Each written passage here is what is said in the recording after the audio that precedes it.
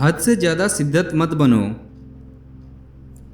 एक बार की बात है, गौतम बुद्ध अपने शिष्यों के साथ बैठे हुए थे।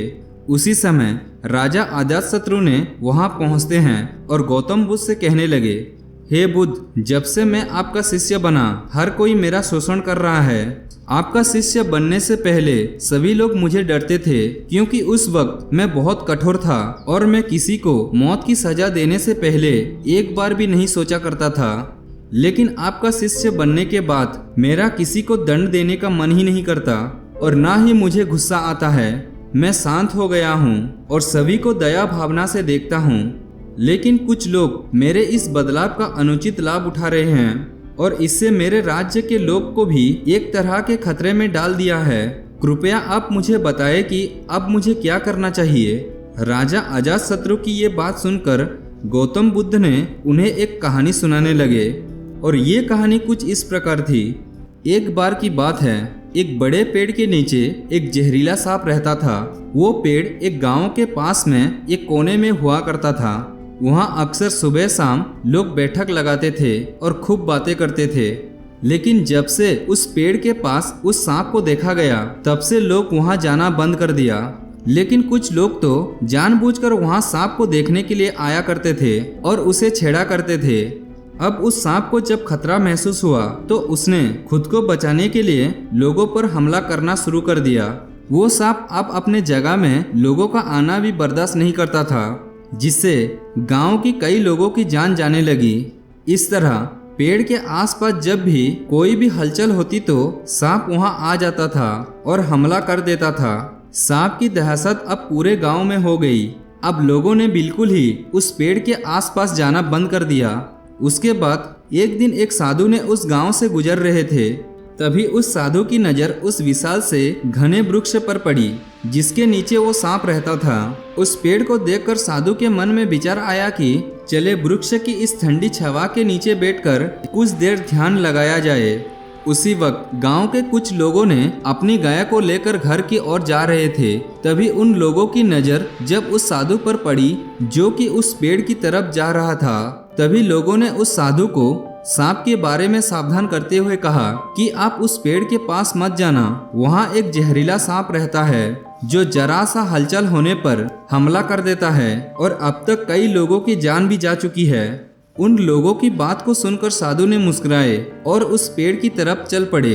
जगह को थोड़ी साफ करके जैसे ही साधु ध्यान करने के लिए बैठे, तभी सांप हलचल को सुनकर साधु के सामने आ पहुंचता है और फुकारने लगता है। फुकार की आवाज सुनकर साधु की आंख खोलती है और वो सांप को देखने लगते हैं।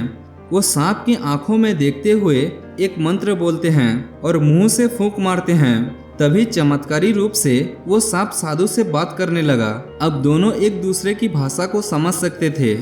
सांप ने साधु से कहता है, हे मनुष्य, क्या तुम मुझसे नहीं डरते? क्या तुम नहीं जानते ये मेरा जगह है और यहाँ आने की किसी की हिम्मत नहीं है? तब साधु ने कहते हैं, मित्र, इसमें डरने की क्या बात है?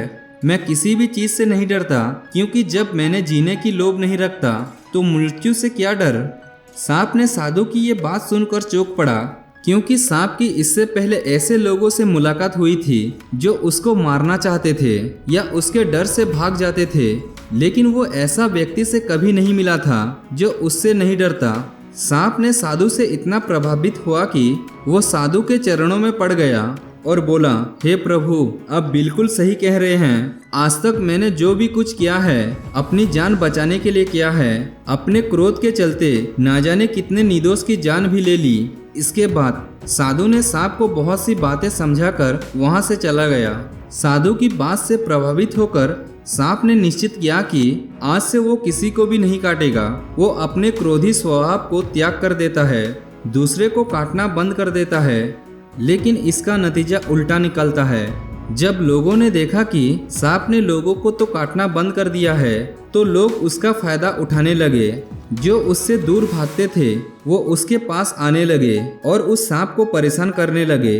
बच्चों ने उस पर पत्थर फेंक कर मारने लगे, जिससे सांप आए दिन हमेशा परेशान और घायल रहता था। वो बहुत ही दुखी था, क्योंकि वो अपने जीवन का सबसे कठिन समय बिता रहा था।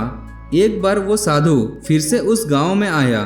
वो उसी पेड़ के नीचे बैठ गया। तभी साधु की नज़र जब दयानीय हालत में पड़े उस सांप पर पड़ी तो साधु ने उस सांप से पूछा कि मित्र, तुम्हारी ये हालत कैसे हो गई? तुम इतने घायल और इतनी दयनीय स्थिति में कैसे आ गए? तब सांप ने कहा, जब से आपने मुझे अपने हिंसा स्वभाव को छोड़ने के लिए कहा, तब से मैंने निश्चय किया कि अब मैं किसी पर हमला नहीं करूंगा। मैंने क्रोध करना छोड़ ही दिया और शांति को अपना लिया, जिनका नतीजा ये हुई कि लोग मुझे परेशान करने लगे, दुर्व्यवहार करने लगे, पत्थर से मारने लगे।